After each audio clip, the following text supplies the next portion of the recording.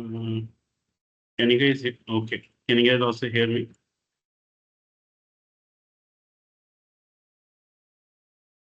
We will start in 2 minutes.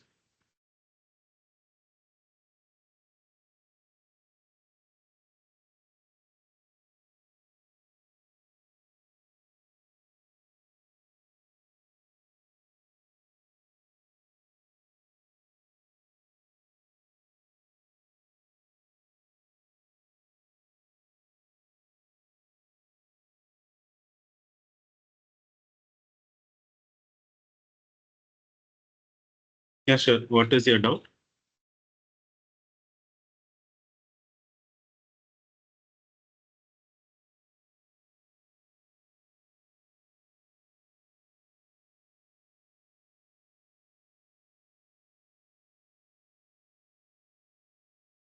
Yes, physical factor of habitat. Uh, what do you mean? Like, are you asking what are physical factors of habitat?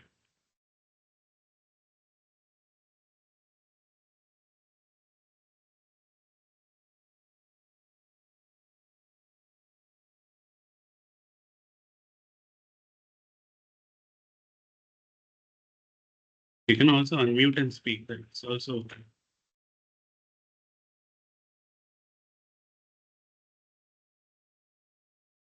Oh no, predator is a biotic factor of habitat because predators are generally living organisms, right? Physical factors would include non-living things are like such as like climate, like temperature, precipitation of the area, or like soil properties like pH or salinity of the soil. And biotic factors would include things like prey predators and like other organisms in the communities. Is that clear?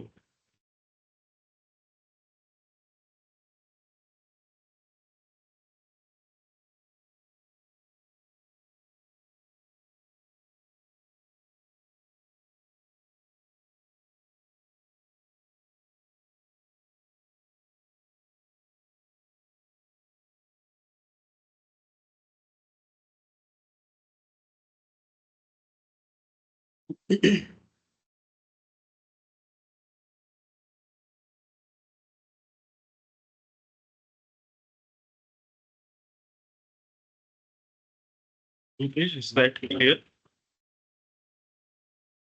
Like, do you have any other questions?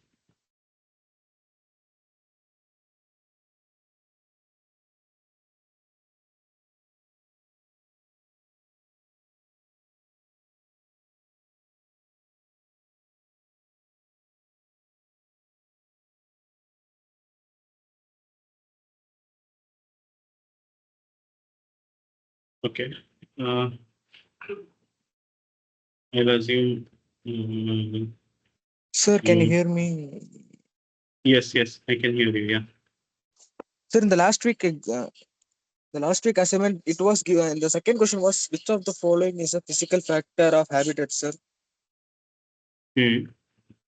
But the answer is given as a predator.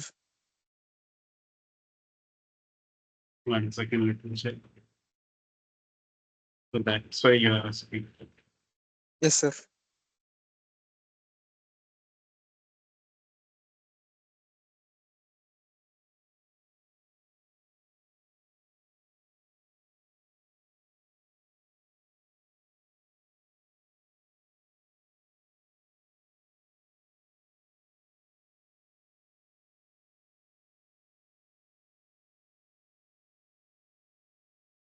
Okay.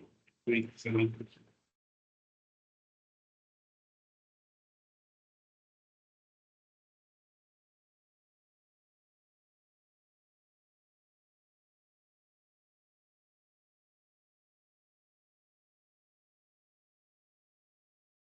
Oh, I think there's some like printing mistake somewhere because in the assignment question, the second question says, I'll just share the screen.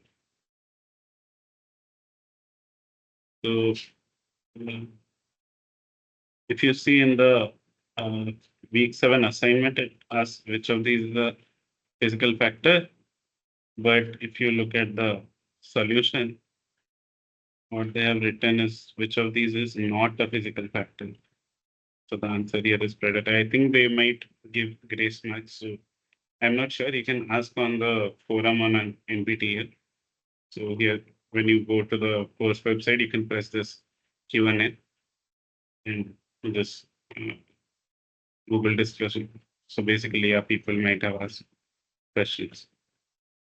So I think it's better if you just wait. Yeah.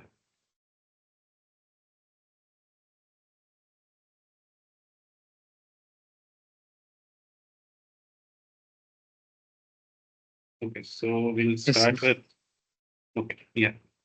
We'll start with today's class. So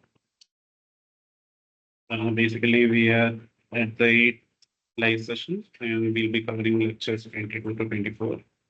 So there are important links for the course. So this week, the module will discuss is management of threatened species. So we'll discuss what are things that consist of threats to species. We'll talk about in situ conservation and also ex situ conservation. In the next module, we will look at topics in human ecology. So we'll start week 8 management of threatened species. So the first lecture was on threats to species. So basically, when we are asking this question, so the question we asked in biogeography was why are things or species found in areas where they are found, right? So the question now we want to ask is the opposite to that. So basically, why are things not found here? Something like that. Or why are things not found anywhere? So basically, that's how we discern like threat factors by answering this question. So it might be because there are push factors everywhere which are pushing the species away from that locality, but there are no pull factors anywhere. That's why the species is not able to settle in a given place. Right. So, what are some of these push factors that can act as threats? So, the first major push factor is like no suitable habitat. So, this includes like if places are too hot or too cold for the species, or if there are no trees or nutrients or prey species found in that area, if that area is completely burned due to a forest fire, then if the area is too polluted, so for example, by dumping waste in water bodies, if water bodies get too polluted, then the uh, biodiversity that is present in that area might not might die out. Right. So that's a threat to the biodiversity of that area. Then other push factors are basically if the species is competed out. So this can happen if we introduce invasive species into a given area, which outcompete the native species of that area, or if there are too many diseases or pests or like predators of that species in that area, which leads to its extinction.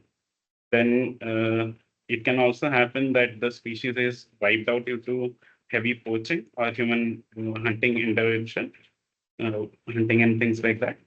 So, for example, like hunting tigers has led to a huge decline in the population of tigers, and uh, if it was not, so it was stopped by the government, but it was not stopped, or if there are no checks in place to prevent this, then entirely these populations will get wiped out.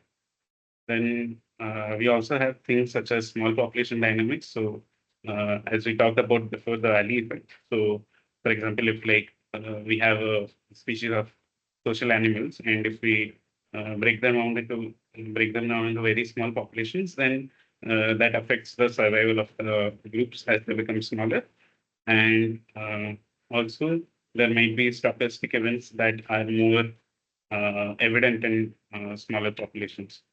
So these factors are referred to as small population dynamics.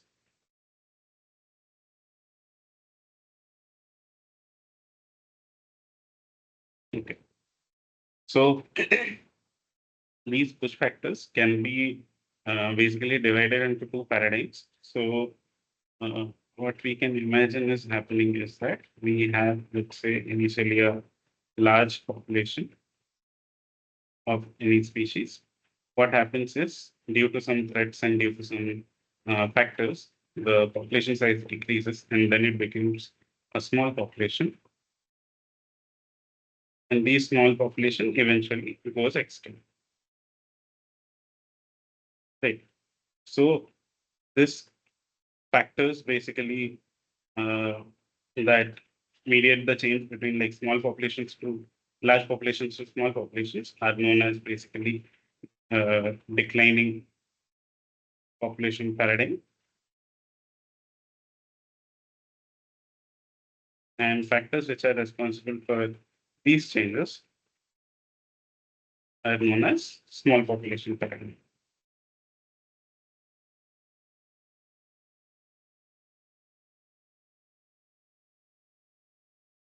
So what are the factors that can be categorized as declining population paradigm? So basically, these are factors that lead to the decrease in size of a large population. So these can be factors such as no suitable habitat. So if there is like habitat destruction or habitat fragmentation, or like there are basically no nutrients, no trees, it's very hot or cold, or there are forest fires or things like that, that leads to a reduction in population sizes. If there are invasive species and like predators, too many predators and all, they also outcompete populations. And heavy poaching also affects large populations and makes them small. Now, for small population, um, these two factors, so basically the alley effect and stochastic effects, play a major role because the populations are small. So alley effect, as we read before, was basically how smaller groups find it difficult to survive because of lesser efficiency to hunt and perform other behaviors, group behaviors. So stochastic effects are basically things like things that occur due to random chance. So, for example, let's say we have a population of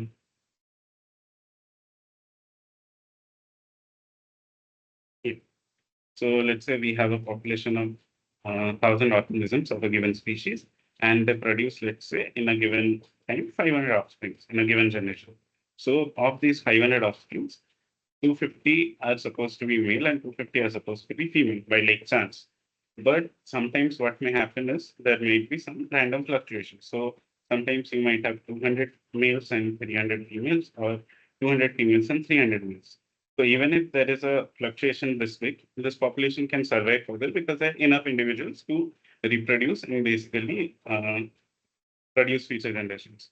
However, if you have a very small population, so let's say you have a population of 10 individuals and they produce, let's say, four offspring.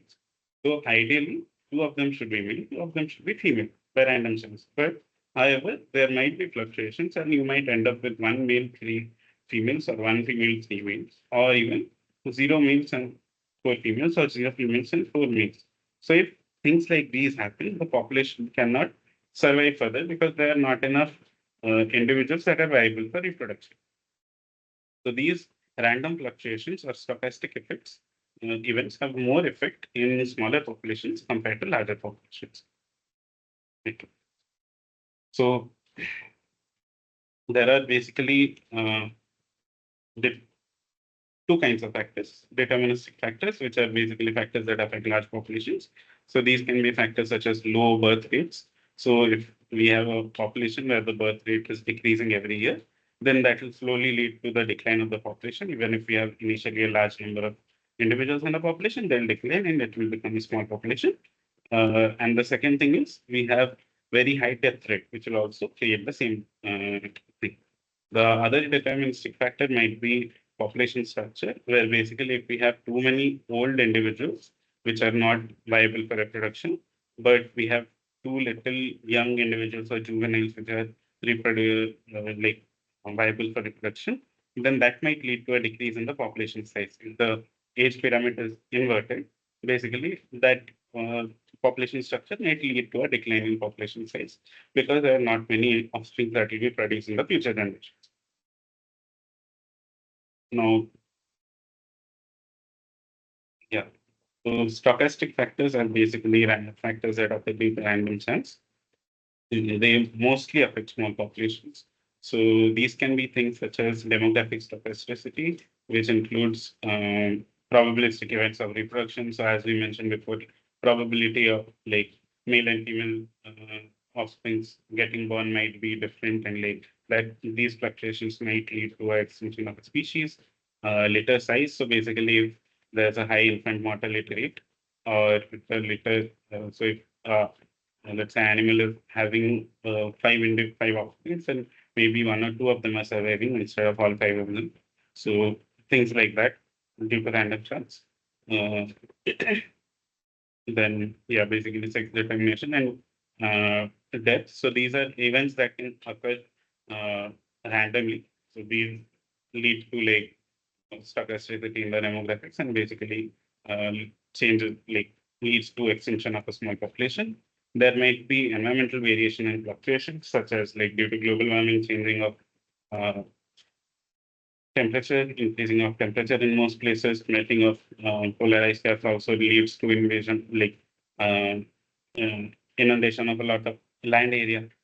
So these environmental variations and fluctuations might also be leading to declines of smaller populations. Then other catastrophes such as forest fires and diseases that might be widespread in a small population might lead to extinction. Then there can also be genetic processes at hand. So things such as if it's a very small population, then there might be a lot of inbreeding, which might cause a lot of inbreeding depression, or there might be a loss of variation because there's a lot of breeding within similar individuals, genes which have similar individuals having similar genes. And then, sorry.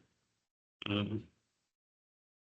So other things such as deterministic processes such as density dependent mortality on exceeding the carrying capacity. So what does this basically mean is that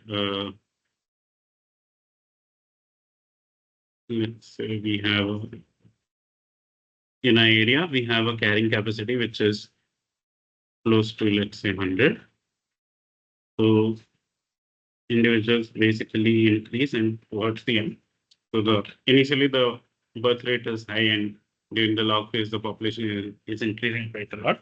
But after some time the birth rate decreases and the death rate starts to increase as the population reaches its carrying capacity. So let's say now this area can sustain 100 individuals, and out of those 100, ideally we might have 50 sambas and 50 cheetahs. So therefore, both the populations survive. But due to random chance or due to other events, there might arise a case where we have, let's say, three number of cheetahs and 97 sambas. So what happens now is that the samba population can thrive, but since the cheetah population is low, then basically due to this reaching near the carrying capacity, there's a huge competition for resources. So these three cheetahs are more susceptible to die out, and the population is more susceptible to be uh, extinct compared to the larger population of the samples. Okay. The other thing is migration among populations. So basically, let's say you have a population of individuals in one area A, and in another area B, two populations. And let's say some individuals from here randomly migrate to the other area, and that leads to no individuals or very less individuals remaining here. That eventually leads to extinction of the species. So these factors can basically broadly be remembered by the acronym HIPPO. So basically, H stands for habitat loss. So habitat loss is one of the driving factors that drives species towards extinction. The second is invasive species. So invasive species come in and invade and basically outcompete the native species that are present. Third is pollution. The fourth, the second P is human overpopulation. So a lot of so if there's an increase in the number of humans, then we need more area to thrive. We need more area to like basically occupy, build houses, hospitals, and other things. So for that, we that leads to a lot of habitat destruction and other effects. And basically, yeah. since there is a lot of population of humans, we need a lot of food. So for that, we need a lot of farms, and all that also lead to a lot of habitat loss and degradation. And the last point is over harvesting. So over harvesting basically means that if we are taking out more than what we should from a given resource, then and the resource is not able to regenerate. So for example, let's say we have a pond where we have, let's say, some fishes, and let's say in total there are 1,000 fishes, right? And if normally when we are fishing, let's say we take only 100 fishes, so 900 fishes are left in the pond. So these 900 fishes can reproduce and then go back to the initial population of 1,000 fishes, right? Easily. But let's say in second scenario, now we catch almost 990 of those fishes. So now we have been left with only 10 fishes, and it's very difficult for these 10 fishes to go and repopulate the pond to almost 1,000 in the same given period of time. Right. So that is over harvesting. Now, humans have a very big impact on species and their extinction. So, uh, but the impact that humans have on species is not is highly dependent upon the species. So, or the sensitivity of the species. So basically, species that are more sensitive to human impacts tend to go extinct easier than species that are less sensitive to human impacts. So how do we measure the sensitivity, or how do we get at the sensitivity of species? So the first thing is we check adaptability and resilience of the species. So, for example, we have, let's say, K-selected and R-selected species. So K-selected species are species which have very low birth rate. They take a lot of time to reach sexual maturity, and basically they invest a lot in their offspring, so they have more parental care. So species such as elephant, humans, and tigers can be called as K-selected species. So they are said to have lower resilience because if there are, let's say, uh, uh, so, yeah. So if there are, let's say, 100 tigers in an area, and basically due to human impacts, basically the number decreases to almost, let's say, 50 or 25. Right. So then going back from 25 to 50 in a population of tigers or a population of elephants takes a lot of time, because it takes a long time for these, it takes some years of time for these animals to reach their sexual maturity. They have very low birth rates.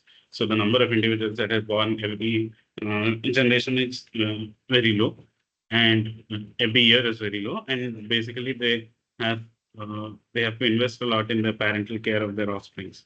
Right. So therefore, them going back from 25 individuals to again 100 individuals or might take a very long time. So they are said to be they are said to have lower resilience because they cannot go back to the original state easily. Whereas our selected species, we are species which have very high birth rate, they reach sexual maturity a lot faster, and they have very little parental care. So examples can be mice or insects. So for example, let's say now you have in an area a population of 1,000 mice, right? And due to human impacts, let's say uh, the population is reduced to, let's say, 50. Then even if there are 50 mice, they can easily go back to the 1,000 mice population in a few months, because they reach sexual maturity very fast. They have a very high birth rate, so more number of individuals are born per year, and they don't have to invest a lot in children, so they can have multiple batches of children. Right. So these species are said to have higher resilience because they can bounce back easily from declined population. Right. So the adaptability and the resilience of the species uh, affects how sensitive they are to human impacts. So, for example, A-selected species will be more resilient than K-selected species. The other thing is human attention. So, species such charismatic species are more sensitive because humans have high demand for their body parts. So, for example, skin, bones, or fur, and other things, or even tusks for elephants, and skin, bones, and like claws for tigers. Right. So there's a lot of hunting that goes on for these species, and a lot of these individuals are killed.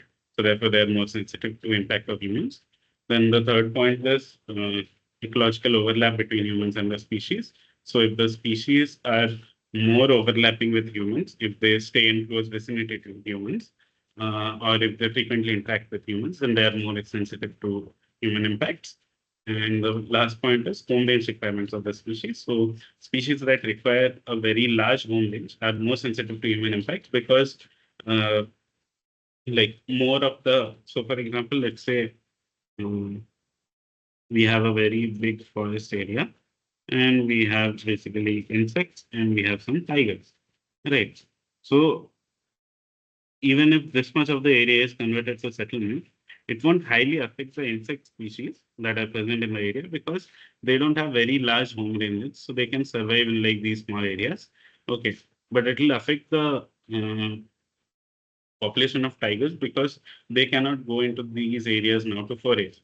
Now, if imagine there are multiple settlements in like various areas, then that would lead to shortening of the home range, and species that require very large home ranges are more sensitive to human impacts because their more area is getting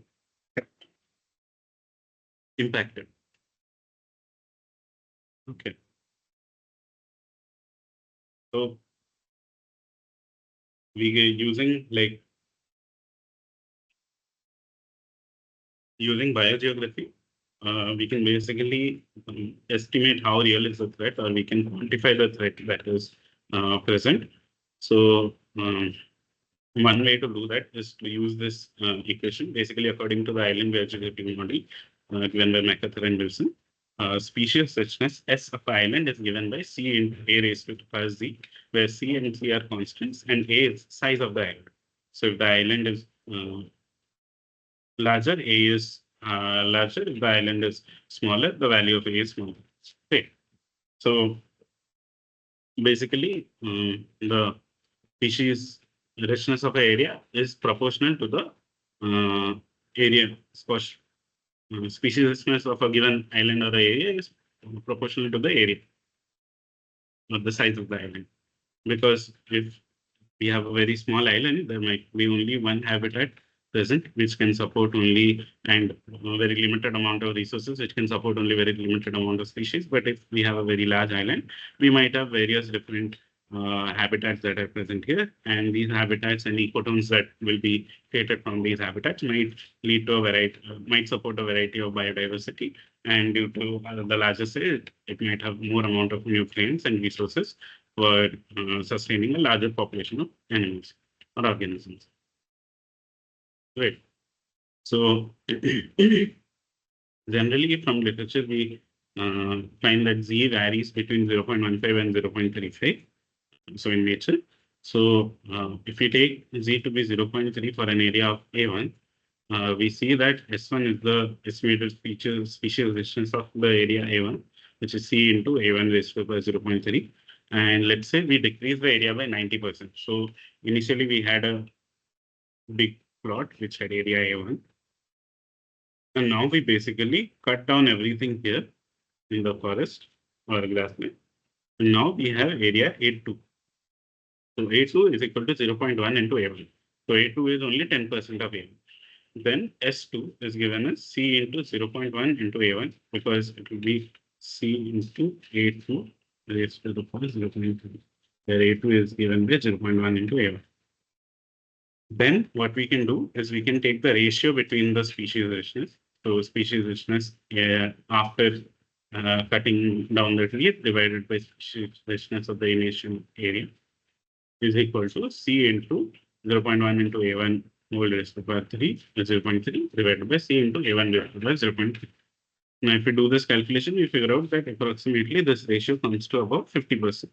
Thus, S2 is half of S1. So by reducing the area of a given island or a place by 90%, the species richness becomes half. So these are the actual numbers that we can put based on the values of C and Z that we might derive from literature or from experimental studies. So another example is estimating the loss of species in a tropical forest. So it is known that the rate at which tropical forests are actually decreasing. So basically due to cutting down of trees or clearing of forests, tropical forest sizes are decreasing by about 1.8% per annum. With the lowest value of z, that is 0.15, we can use basically these equations that we used before to arrive at the value of 0.27, which reflects the annual loss of species. So annually, this many number of species are lost in that given area because of 1.8% of the area being cut down or destroyed. Right. Then we know that the estimated number of species in tropical rainforests is almost 10 million. Thus, to calculate the annual loss of number of species from the tropical forest, we can do 10 million into 0.25 divided by 100.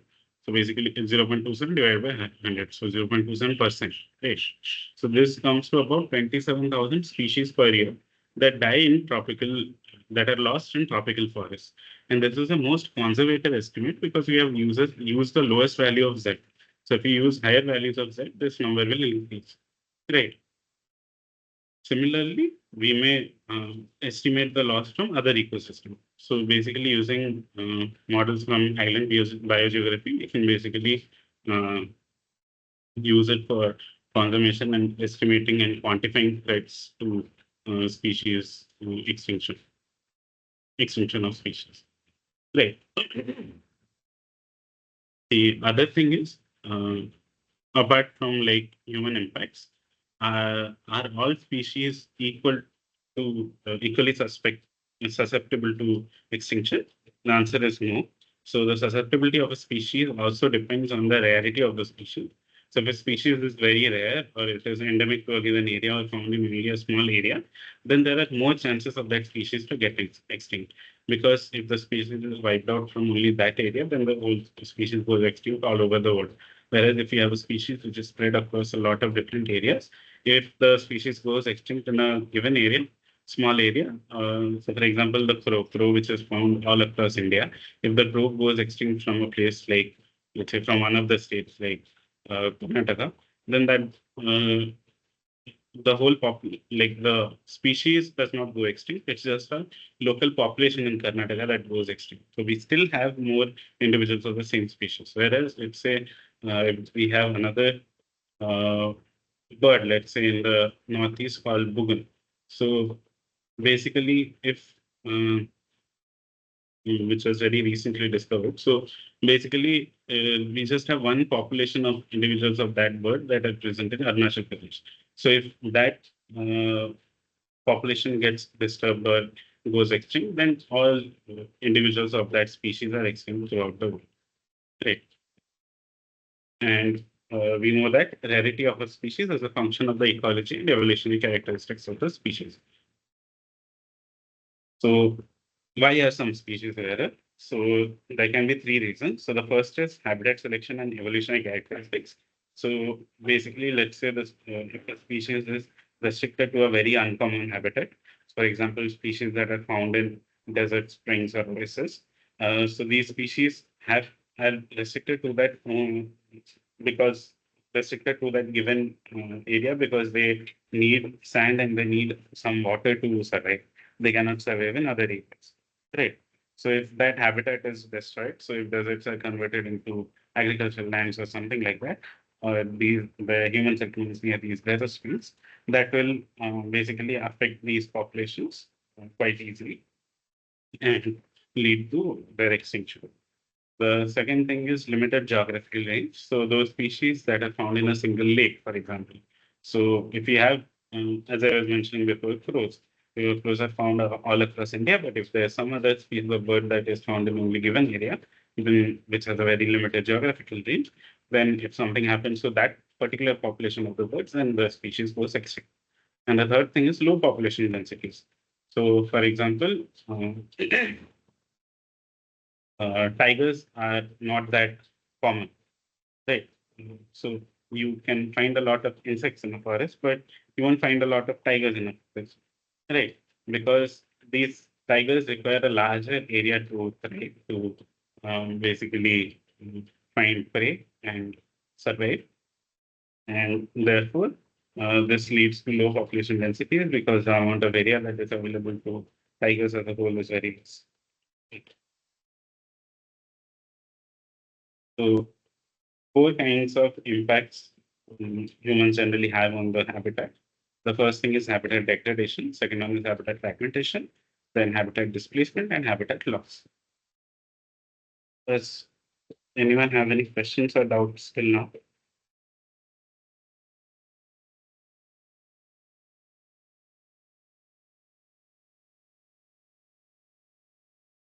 Okay. So habitat degradation is the process by which habitat quality for a given species is diminished. So for example, let's say there's a pond and we put a lot of sewage into that pond. Right. So the quality of water in that pond decreases because there might be a lot of microbes and antibiotics and whatnot and like waste material in that water. So that will basically lead to water pollution and degradation of the habitat. So the fishes will find it more difficult to survive in the area after we add a lot of waste to it. Right. So this is termed as generally habitat degradation. So these are some agents that cause habitat degradation. So as I mentioned before, contamination, for example, air and water pollution, then eutrophication, so basically rise in number of algae and like that leads to decrease in dissolved oxygen of lakes and stuff. So that leads to habitat degradation. Then spraying of pesticides and toxins. So this leads to bioaccumulation. So basically, what happens is generally when we are growing crops, we want to get rid of pests. So what we do is we basically spray pesticides and insecticides. Mm. But these things are basically toxins for animals. So what happens is these toxins are absorbed by the plants, and when animals eat the plants, so for example, we have grasses, then when the grasses are eaten by the cheetal, these go into the cheetal, and when the cheetal is eaten by a tiger, it goes into a tiger, and as this thing happens, as it goes higher up the food chain, the basically the concentration of these toxins accumulate because cheetal is eating, let's say, 10 kg of grass, then tiger is eating two or three cheetahs or maybe more cheetahs. So the tiger is ingesting toxins from 20, 30, 40 kgs of grass that was accumulated in these cheetahs, right? So basically, this is termed as bioaccumulation, and this is also a cause of habitat degradation. Then there might be things such as throwing of trash. So ghost nets are basically fishermen nets or other nets that we put in the water that get torn and basically go deep into the ocean or the seas. So these are basically ghost nets. So they are not in use now, but the animals can still get trapped in that and die. And then a lot of throwing of plastics. So plastics is a real concern, like throwing plastics in the ocean because that leads to a decline in turtle populations because they eat plastics and die. Then we have a lot of dump yards where we go and throw plastics in the terrestrial areas also, where basically animals such as wild dogs or so cattle might go and eat these plastics and then it might affect their health also. Other things might be soil erosion, which will lead to a decrease in nutrients available in the soil, forest fires, which might uh, lead to like removal of uh, grasses from a given area. So basically leading to degradation of habitat for animals that rely on grasses for food. Then water over exploitation. So for example, let's say uh, we have a big lake here and we have some houses nearby, human settlements, and all of these settlements have, let's say, bore wells. So if using these bore wells, we overexploit a lot of the groundwater, the amount of water that is present in that lake will also decrease over time. So the lake will start to dry up. So water overexploitation also affects the um, nearby areas that may have forests or ponds or water bodies. Deforestation, of course, affects habitat because it leads to destruction of habitat. Then we have desertification, which can occur due to overgrazing or cultivation practices such as shifting agriculture. Right. Then we have basically draining, dredging, damming. So these are basically things that we do to control water in a given area, building dams and stuff like that. They also affect the habitat quality for nearby areas. Right. overexploitation of biota, overhunting, poaching, things like that. Mhm. Might lead to degradation of habitat. Then introduction of exotic species or in which are highly, which might be invasive, also leads to habitat degradation due to competition. Habitat loss, on the other hand, occurs when the quality of the habitat is so low that the habitat is no longer usable by a given species. Right. So basically, let's say a leopard likes to stay in the trees and hunt. Right. So if we have a large area full of trees where basically a leopard is living, and one day we go and we cut all the trees, basically to get firewood or to make houses or get it for timber or something. We cut the whole area. So basically, this habitat is no longer suitable for the leopard to live because it cannot hide in the trees and then jump at it, ambush it, spray, and like um, get food. Right. So the habitat is now no longer usable by the species. Let's say this is termed as habitat loss. The next thing is habitat fragmentation. So habitat fragmentation occurs when a natural landscape is broken into smaller parcels of natural ecosystem, isolated from one another in a matrix of land that is dominated by other human activities such as roads or settlements or things like that. It involves both loss and isolation of ecosystem. So basically, habitat fragmentation is like if you have a big habitat like that, then basically, if after some time humans have built roads and along these roads there are settlements, then there are more roads and more settlements. So basically, things like that, what they do is they fragment the habitat into different smaller patches, and this is termed as habitat fragmentation. So there is basically loss of ecosystem in these areas where it is no more human dominated, and there is isolation of ecosystem because initially it was one whole big forest area. Now it is different patches of forest which are isolated from each other. Right. So larger habitat fragments support more species. So why do larger fragments support more species? So larger fragments have more diverse environments. So a larger piece of land will have more diverse habitats that might be present. So therefore, that may lead to support more number of species. Larger fragments are more likely to have both common and uncommon species, and smaller fragments are more likely to have only common species, not a lot of uncommon species.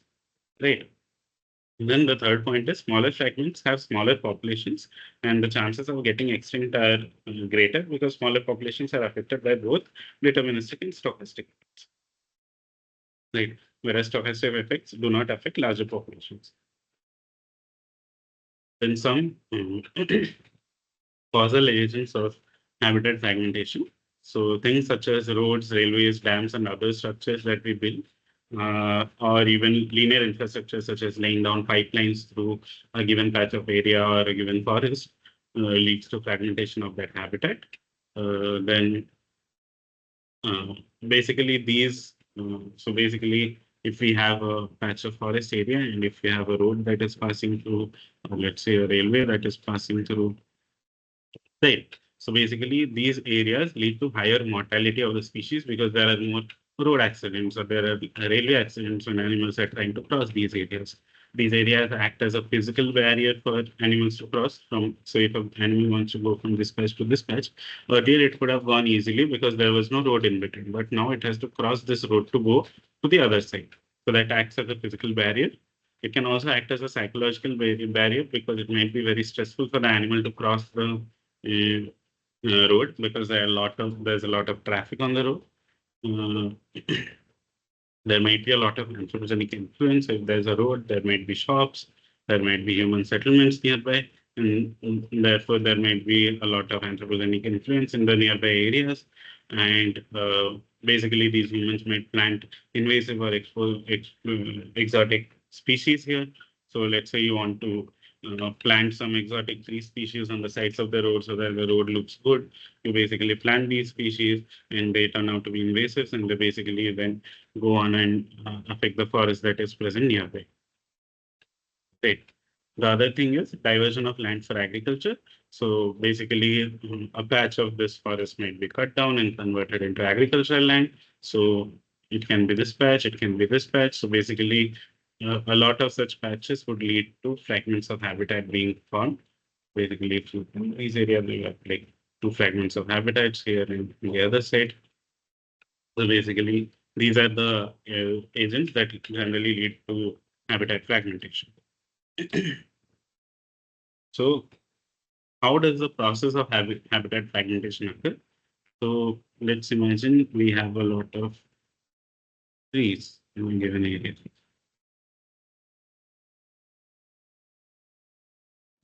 These are, so just assume these are trees in the lines. So let's say we have this big patch of forest initially. Right. So this is the original forest that we have.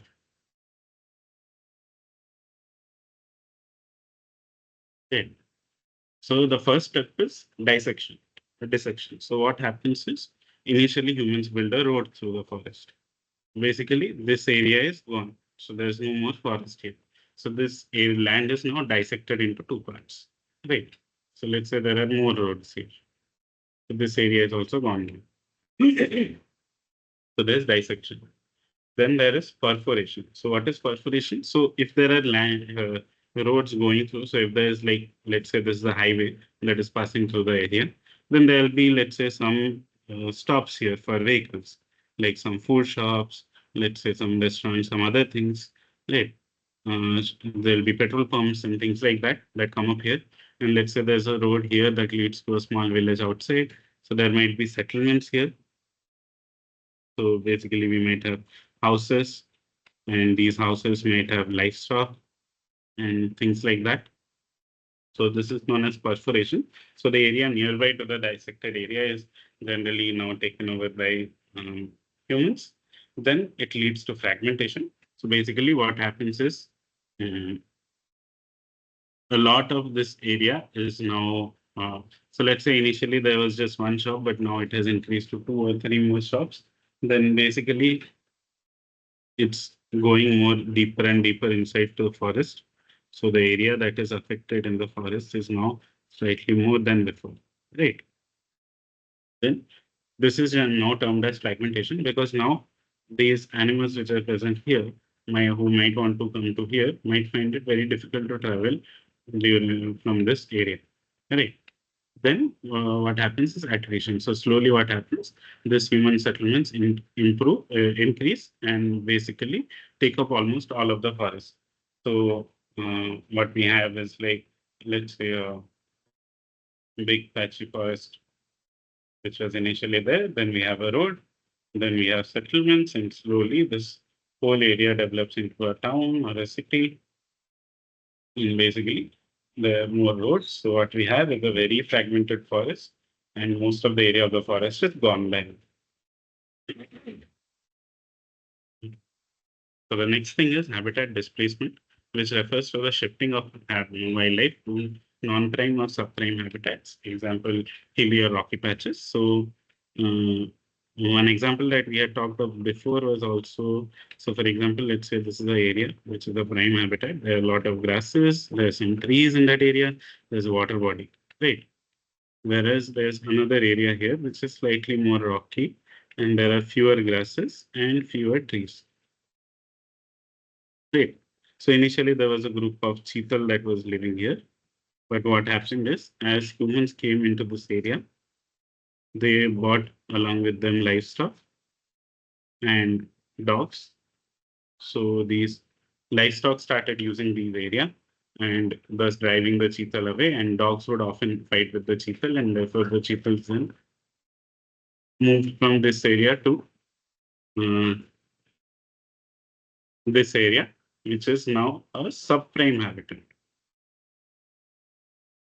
a suboptimal habitat. This was a prime habitat, because it has a lot of grasses, lot of trees. There's some water body also. But here there's no water body. There are a lot of rocks. There are fewer trees and fewer grasses. So this wildlife shifting to this non-prime or subprime habitats is known as habitat displacement. So basically, if you create a dam in a given area, that leads to a lot of species migrating to nearby species, which might be subprime habitats for them. Or, as I said before, movement of humans into um, some forest area or something with livestock and all might drive away other animals that are present here. So, what are the different factors that affect species loss? So, the first kind of factors would be habitat degradation, loss, fragmentation, and displacement. The second kind of factors would be susceptibility of the species. So, how susceptible is the species? If the species is a very specialized species that needs a certain environment or a habitat to thrive, they might be more susceptible than species that are more generalist. If the species is selecting a habitat that is going in, that is overly used, then it might lead to decrease in the number of individuals of that species. The habitat selection of such species, susceptibility of the species, and the overlap species have with humans, of course, affects that susceptibility. Then we have other deterministic and stochastic factors such as low birth rates, high death rates, allele effect, and so on.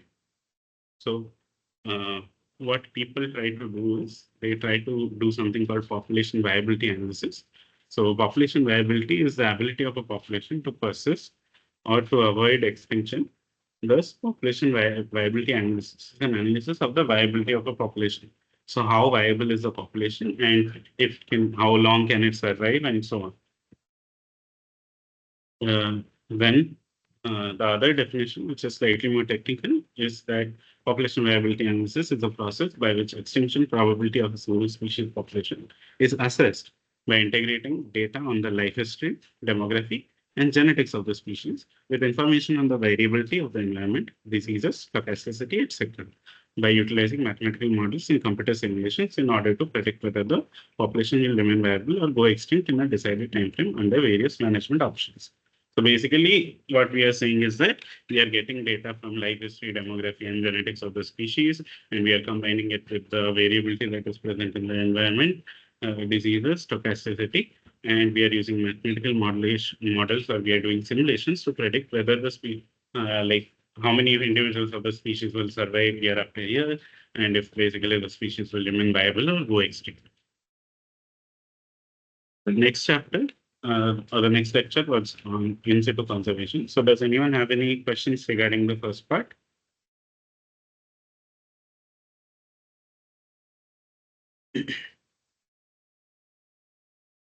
Okay.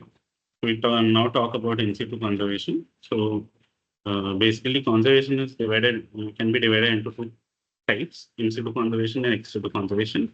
In situ refers to on-site, so which means conservation that is done within the natural habitat of the animal or the species. And ex situ conservation means, so ex situ refers to off-site. So this means conservation that is done outside of the natural habitat of the species. So what happens in conservation? So areas in the national habitat are designated as reserves, national parks, or protected areas. In these areas, there is a lot of ecological monitoring and intervention that are done. And legislations are required to maintain these areas as protected areas. So humans are not allowed to go into these areas or basically get for example, if it's a reserve forest or a protected area, people are not allowed to go into there and cut the trees and basically take forest produce and things like that. So a lot of restrictions apply to economic users of these areas, and a lot of ecological monitoring and interventions are carried out. Whereas in ex situ conservation, what happens is designated areas are created with suitable conditions and facilities.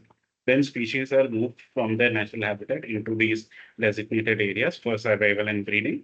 And after that, optionally, the species are sometimes later released into their natural habitats, but most of the time they're kept in the designated area. So an example of ex situ conservation would be places like a place like a zoo. So we have a facility and conditions that are artificially created for a given species, and we move the species to the zoo. And basically, sometimes if we are rescuing the species, what we do is we basically breed them in the zoo and then later release them into the natural habitats. But otherwise, if we are keeping them in the zoo, we keep them in the zoo for their lifetime, their offspring also.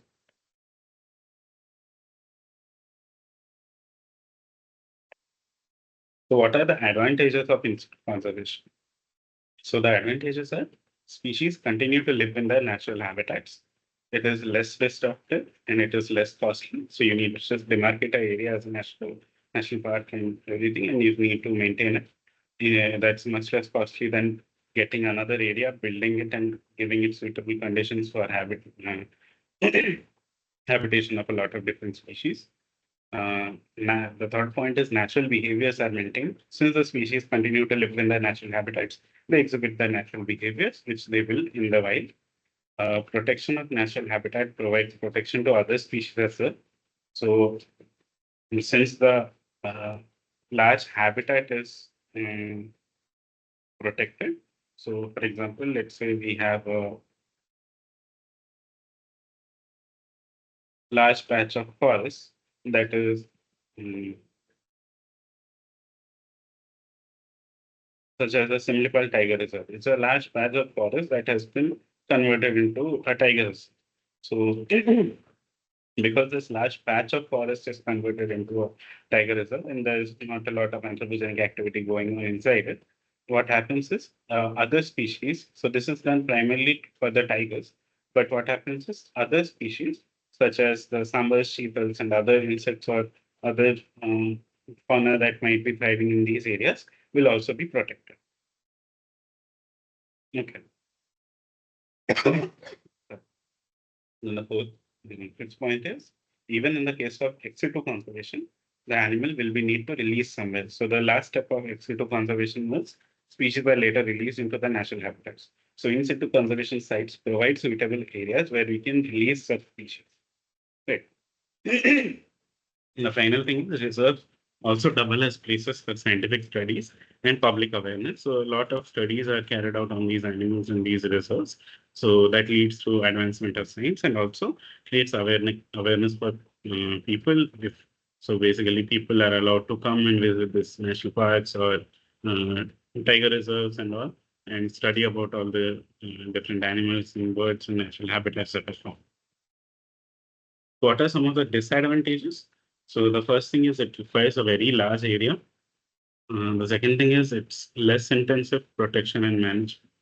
So basically, these wildlife sanctuaries are not very extensively protected. So sometimes what happens is nearby villages will take up areas in the forest or cut trees from the forest, or there are hunters that go inside and poach animals. So these are real issues that happen in situ conservation and requires a lot of management. Mm, the third thing is threats of diseases and disaster. So in an ex situ facility, what happens is you can monitor an organism or a animal, and you can basically give them medicine and everything in case they have diseases or they are unwell or they have pests or they something like that. But you cannot do that in situ conservation sites. So natural diseases, pests, and all are more prevalent, and natural disaster that might affect that area might also uh, become a threat to the species. And fourth point is large establishment is required in each case. So as before, yeah, there's a lot of things that goes on into managing a wildlife sanctuary or a national park, and a very large establishment is required to maintain all the things and keep note of what species is there, is the species uh, thriving or are still going extinct or what is happening and things like that. So when we are uh, creating reserves for in situ conservation, there are three questions that we need to address. So the first is where to make reserves. The second is what should be the safe and size of the reserves. And the third is how do we manage the reserves. So the first question is where to make reserves. So traditionally, what people did was they created reserves based on like the beauty of a given area. So, for example, lush green mountains, lakes, and beaches. So, for example, Dasigam National Park in Srinagar is a beautiful area which with lush green mountains and stuff. and that's why it's designated as a national park. Then traditionally, people also looked at species diversity. So areas which had high species diversity, such as Silent Valley National Park in Kerala, are designated as national parks or protected areas. Then areas which harbor unique individuals, for example, lions that are found in Gir National Park in Gujarat. So because lions are present in only in that area, that's why this whole area is declared as a national park to protect the species of lion. Right. So, but these methods of creating these national parks might be too hazards and based on the whims and fancies of the creator. So, for example, someone who liked lions created the Gir National Park. What if I say that I don't care about lions, rather I care about some other animal? So we should not have created that, but we should have created some other national park, so somewhere else, right? So basically, we need better ways of creating reserves. So we have scientific ways of creating reserves. So scientifically, we want to create reserves in areas which have high species richness because we are protecting a large number of species in that way. It has a high species endemism, so there's a lot of species that is found only there, and therefore that area needs more protection. And there are a high number of species under threat, and therefore we need to protect that area to minimize the threat and help the population survive. So what we can do is to look at species richness, we can look at global mammalian richness graphs or global amphibian richness graphs and select areas which have very high species richness. Then we can also look at IUCN regularly produces their um, list of um, countries and like areas with certain mammals, certain animals. So we can look at those maps and decide on uh, where to basically create these reserves. Uh, One ideal area to create these reserves are biodiversity hotspots. So biodiversity hotspots are there defined as areas with high species richness, high degree of endemism, and high degrees of threat. So they qualify to be uh, areas that where we should be creating reserves. So basically, if we look at biodiversity hotspots and basically create reserves in that area, that is good. So we have a lot of different biodiversity hotspots all across the globe. In India, we have the Western Ghats and the Himalayas. Yeah. So the other thing that we need to keep in mind while creating reserves is how much threat is perceived by us. So basically, if we have a area, okay, a forest area, and let's say we want to um, so basically we are talking about a given species in that area. And let's say so initially this was a bigger patch of forest, and now most of it is most of it is cut. So we have only the smaller area that is left. Right. So maybe the amount of threat that is there for these species is very less because there's only a small area left. So maybe it's very difficult to survive that population. So maybe it's a lost cause already. We even if we create a reserve here, the species might survive, might not survive because there's only a very small population. Right. So it's not a good idea to create a reserve where there's a very high level of threat. The other thing is, if there's a very low level of threat, it doesn't make sense to create a reserve in that area also. For example, let's say we have another patch of area, and let's say here there are some human settlements that are created, right? So these human settlements have effects in these areas, high amount of effect. They have little to no effect here and very less effect in these areas. One second.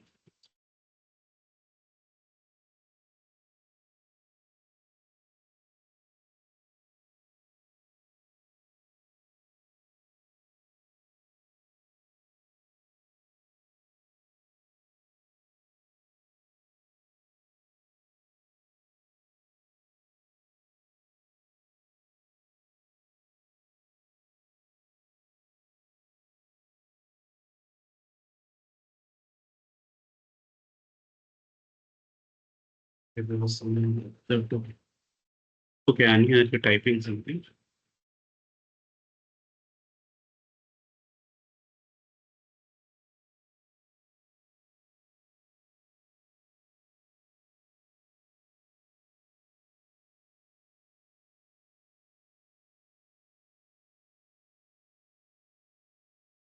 Okay, yeah. So basically, in this case, it doesn't make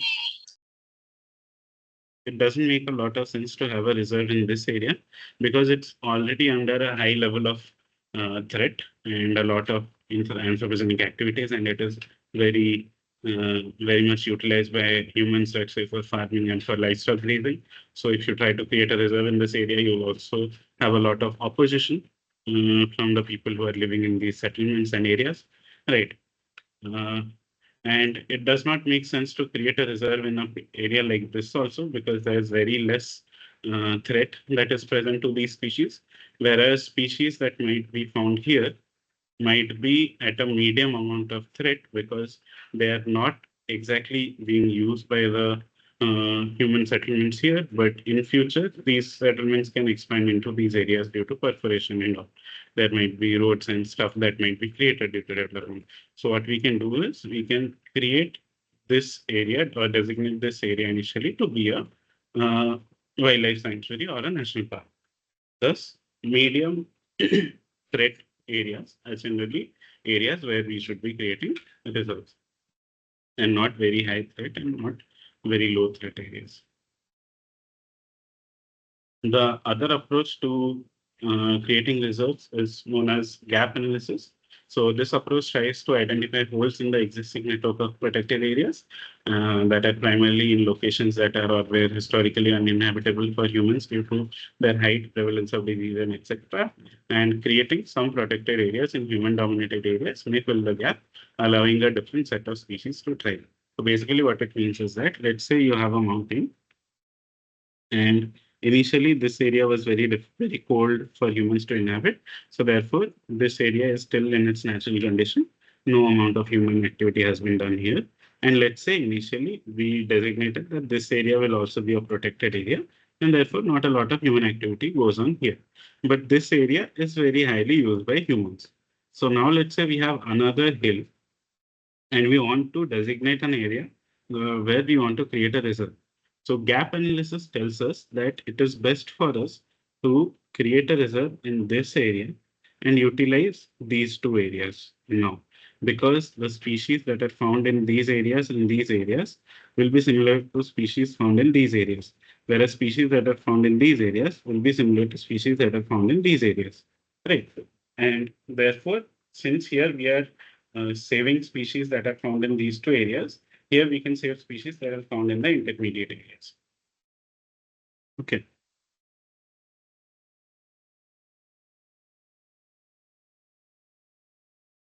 Okay. So, Ani, okay, the question is what does A in K selected species signify?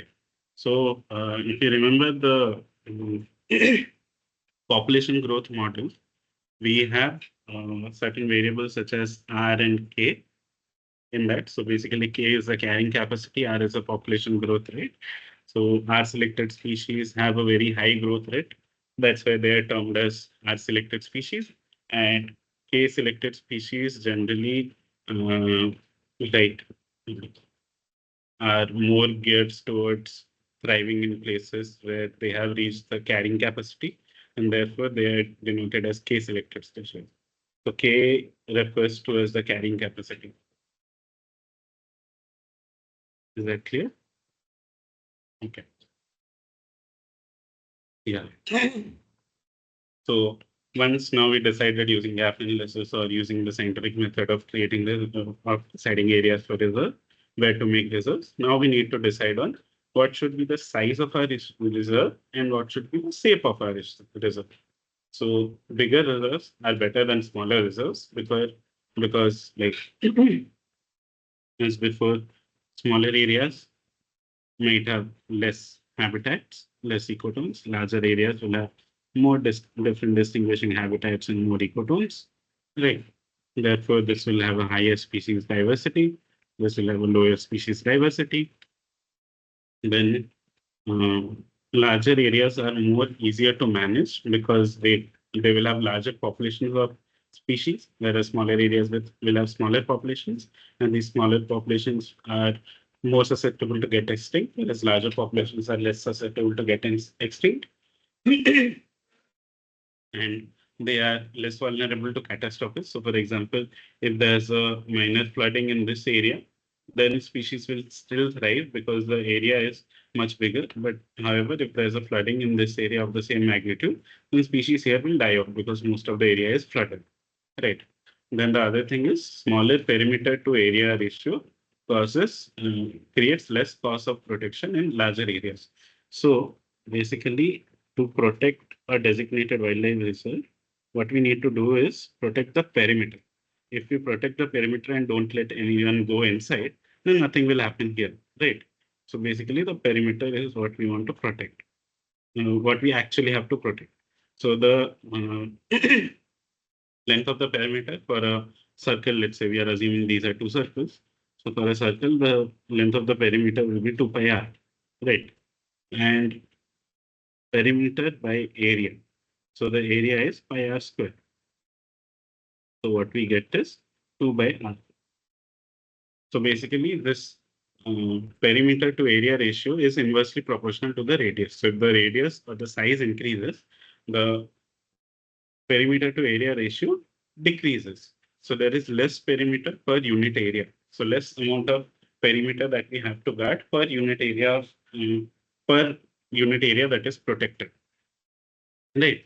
So the cost of protection goes lower as we have larger pieces of land.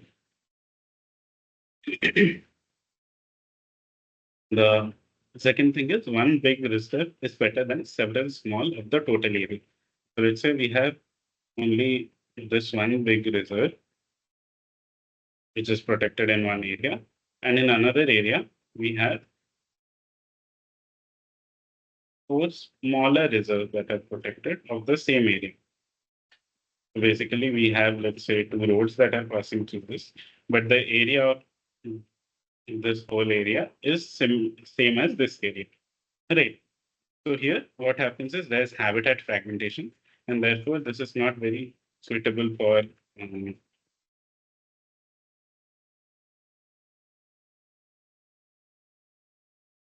habitat fragmentation happens, and therefore it is not very conducive to maintaining species diversity. Then, because there are smaller areas, the population sizes in each area is small. So stochastic factors come into play, and we have extinction of the small species. Then there is higher cost per unit area for maintenance because for the same amount of area, you have less perimeter here, but more perimeter here that you have to cover. Okay.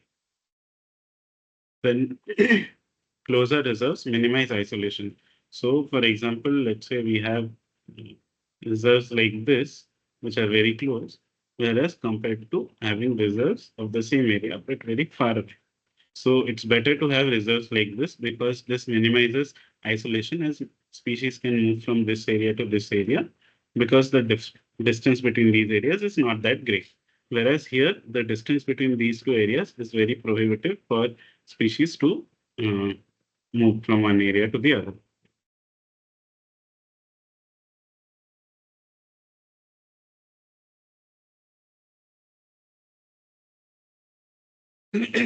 Okay.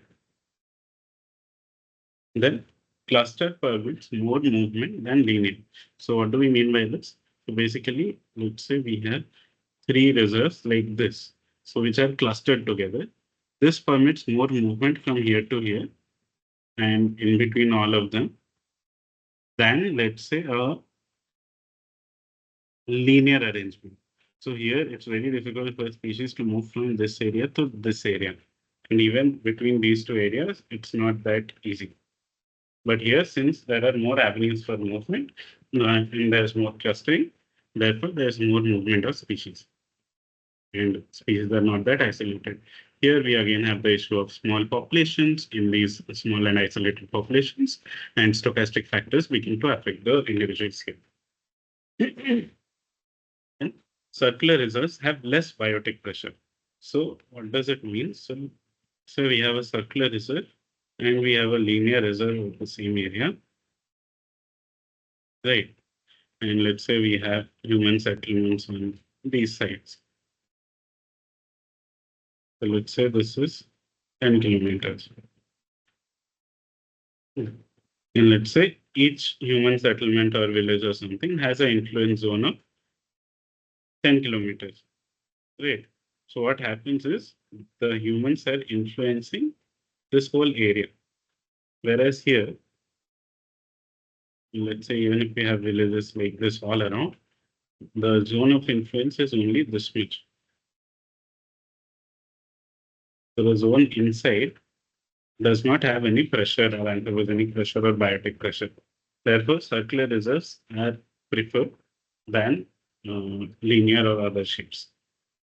The last point is connection is important. So let's say we have reserves, like if for some reason you're not able to create a lot of um, a big reserve, then even having corridors between these smaller reserves might lead to population movement between these. And if a local population here of a given species goes extinct, species from here and here can come and refill this population, and therefore it leads to more what do you say, better management and better basically population growth. So now we looked at what shape the reserve should be and what should be the ideal sizes of the reserves. Next, we look at how we can manage these reserves, management of reserves. So basically, there are 5 tools of habitat management. So the axe, which is basically used to cut trees that are not required in a given area. The cattle, which can manage the amount of grasses that are present in a given area. If there are more grasses, then cattle grazing can reduce the amount of grasses that are present in a given area. The plow, which can be used to add more native grasses or approved weeds in a given area. The gun, to keep invasive population under check by hunting them or poaching them. And fire, which can burn down an area infested with weed or invasives. So these are the 5 tools that can be used for habitat management, but these are also the tools of habitat destruction. So the key is how we use them. Right. So we'll see the example of livestock. So first we'll talk about how livestock negatively impacts habitat or wildlife. So as we know, competition occurs when species use the same resource and the resource is in short supply, and at least one of the species loses its fitness, weight, fertility, height, health, etc. So when livestock is present in a given area where initially there was only wildlife, it may result to in like displacement of wildlife to non-prime or subprime habitats, as we saw before in the case of the cheetal, moving from here to here because of introduction of livestock in these areas. Then encroachment of wildlife corridors and migratory routes. So what happens is let's say like before we have these two protected areas that are connected by a corridor, then there might be some human settlements initially in these areas, which might eventually grow and encroach into these areas and thus remove this corridor altogether and isolate these patches. Right. Then this might lead to habitat fragmentation. There may be air, water pollution, other things associated with humans, which is leading to habitat degradation. Humans may come in and cut trees that are not suitable for them. That might lead to habitat loss for some species. And basically, there might be changes in behavior and technology. For example, if cheetahs were coming to forage at a given time, they might not be coming at the same time because there are wild dogs accompanied by the livestock population, which are hunting them down or basically scaring them away. Right. So there are some more negative effects that livestock can have on wildlife. So livestock can spread diseases. So cows can spread disease, or even dogs can spread disease such as rabies and canine distemper. There might be a reduction in the nesting sites for game birds and waterfowl because these areas are now replaced by livestock and humans. Then livestock might trample the nest of birds that might be laying their eggs on the ground, such as red water lapwings, yellow water lapwings. Mm, there might be overuse of pastures and other resources. So basically, if an area used to have a lot of grass, that's used to have grass that supported about, let's say, 50 sambas, Now, after the livestock come in, they are using most of the grass, and therefore the population of Sambal cannot sustain on the amount of grass that is left in that area. There may be other things such as soil compaction, reduced water quality, then disturbance to mating and fawning of wild animals, that reduce cover for birds requiring taller grasses to survive. And there might also be conflict situations. So, for example, let's say we have these large forest areas which are enclosed by human villages. So now what happens is, sorry, human villages, and there's a lot of cattle present. So now what happens is, let's say a tiger comes and kills a cattle or kills a sheep. Then what happens is humans are angry on the tiger and they basically go around and kill the tiger. So these conflict situations and retaliatory killings also negatively impact wildlife that is present in a habitat. However, there can also be positive impacts of livestock on mm, the habitat or wildlife. So one such thing is improved foliage quality. So by removing coarse grasses, the livestock might give way for soft grasses that are more palatable to grow. So improved quality of foliage is now available for wild animals also. The some animals such as egrets, which basically find it easier to eat insects when cows are feeding around. Uh, might increase in numbers in these areas. There might be removal or reduction of cover benefits of small rodents, and uh, basically, like if the bushes are cleared, then these rodents might be visible from high above, and birds of prey might be more thriving or more drawn to that area. Then patchy grazing also creates highly structurally dense habitats with lots of ecosystems and species diversity. So basically, what this means is that if we have a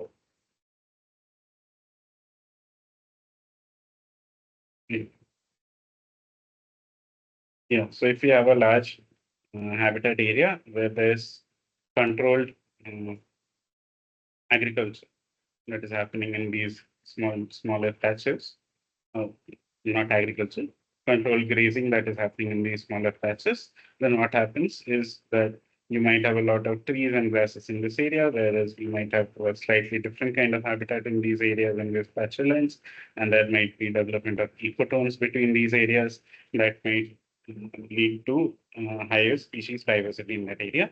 And the other thing is opening up of dense canopies when required by the wildlife animals can be done to livestock availability. There are even more positive impacts, such as establishments of shrubs that benefit browsers or herbivores, the creation of travel corridors with selective grazing, reduction of weed spread because humans are now uprooting weed or preventing weed, then fire risk reduction by reducing fuel load. So now that humans are around, they don't want the forest area or the pasture land to burn, so they will be careful about the amount of trees that are there, and if there is any fire hazard, they'll try to reduce the risk of forest fire happening, because if the pasture land gets burned, then your livestock will also not get rid. And there can also be food for carnivores through livestock depredation. So, carnivores might come and eat these livestock, and therefore they get their food. So, the management of wildlife or habitat always tries to reduce the negative consequences while promoting the positive ones. So, basically, as we saw before, there are various uh, tools of habitat management. So one tool we looked at was livestock, which can have both negative and positive impacts on livestock, on wildlife, and based on how we let our livestock graze and which areas they are present in and how we manage them, we can we can increase the amount of positive effect it has on wildlife and decrease the amount of negative effect it has. So the aim of wildlife or habitat management is that if the habitat is good, to maintain it in a good state, and if the habitat is degraded, to improve it to a better state. So how do we improve degraded habitat? So we have a lot of different options that are available. So the first thing is, so let's say you have a original habitat, which was this is denoted by O here. So now what happened is because now degraded, right? So what we can do is we can do something called recovery or neglect. So what happens is we just let the habitat be. We just leave the land fallow. So the land might come back towards its original state, or it might even get more degraded, but we let nature take its course. Then the second thing is rehabilitation or reclamation. So basically, we are trying to actively shift the land from degraded towards the original state, but have not necessarily made it back to the original state. So it's better than the original degraded habitat, but it is not as good as the original habitat. Right. Then the third thing is restoration, where we basically restore the original habitat from the degraded habitat. Right. So actively we are trying to return the habitat to its original state. Then we have enhancement, where we might take the degraded habitat to a better place than the original habitat. So, for example, by improving the value of the habitat. So, for example, by constructing water holes for animals, or like salt licks for animals, so they get more nutrients and water. Right. And the other thing is we can do something called replacement, where we basically change the habitat into a new habitat, HH or OH. Right. So, how does this happen? So, for example, let's say we have a forest area which was mined and converted into a mine pit. So, after the mining, it's very difficult to fill the holes and again make it a forest. So, what we do is do some earthwork and basically fill water. So now the area is converted into a marshy wetland instead of a forest. So now we have a new habitat in place of the degraded habitat, which is not the same as the original habitat. Right. So similar to these options, we also have mitigation options for proposed development. So generally, when a development in an area is proposed, such as a mining site or such, other area, basically they also have to propose some mitigation options to the government, which basically have to be done by the user of the area to basically help the biodiversity that area or nearby areas. So the first mitigation option is avoiding development in important habitats. So as we saw, Western Ghats and basically the Himalayas are highly biodiverse areas, basically biodiversity hotspots. So we should not carry out any development in these important areas or other national parks. Then the second thing is restoration of site after the work is done. So, for example, in mining sites, we saw how they convert into marshy wetlands.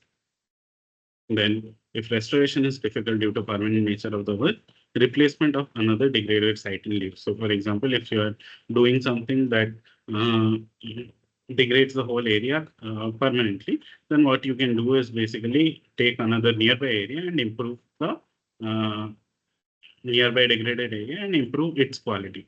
And the fourth thing is protection and management of other habitats in lieu of the one being lost, often in ratio greater than one, much greater than one. So it's basically the same thing, but basically instead of restoration, you're doing protection and management of another larger part of the habitat. So here are some activities that are taken up for habitat management by the forest department, I suppose. So basically, the first thing is controlling unregulated fires by basically creating fire lines. So what happens is in these forests or let's say this is a forest or grassland, what they do is basically they'll these small pits they'll make where there's no growth of grass or no growth of forest. So this is too small to affect movement of fauna, but this is big enough so that if there's a fire in this area, it does not spread to other areas. Right. So fire is contained in a given area. Then they have applications such as Simplifier or Installer, which basically give them alerts of where fires are ongoing so that they can go and uh, see that area and prevent fires. Then fire map is something basically you have a map of a region and based on past forest fires, you figure out areas which are highly susceptible to a forest fire and you basically protect those areas slightly better than other areas. Focus more resources on protecting those areas. Then we have something called a fire breaker, which basically prevents fire from spreading from one place to another. Right. Then for habitat management, we can also control invasive species by using local people to uproot weeds and carrying out these um, weed clearing drives and stuff.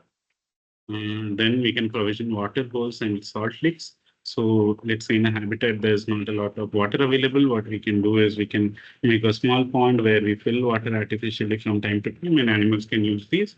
And salt licks are basically areas that have stone which has a lot of minerals or nutrients. So the animals can come and lick this to get nutrition. Mm, we can also involve locals and stakeholders to basically uh, carry out things like plantation drives and trash in these areas to manage the habitat. And we can also monitor the habitat using things like camera traps and other monitoring instruments to basically see how the species are doing in that area and if the area needs more better protection or not. So now we move on to the third lecture, which was on ex situ conservation. Does anyone have any questions till now?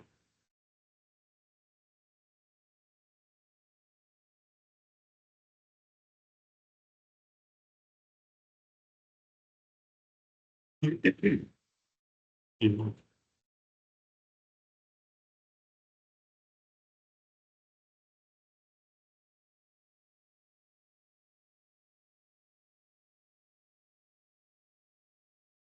Morning was where? One second.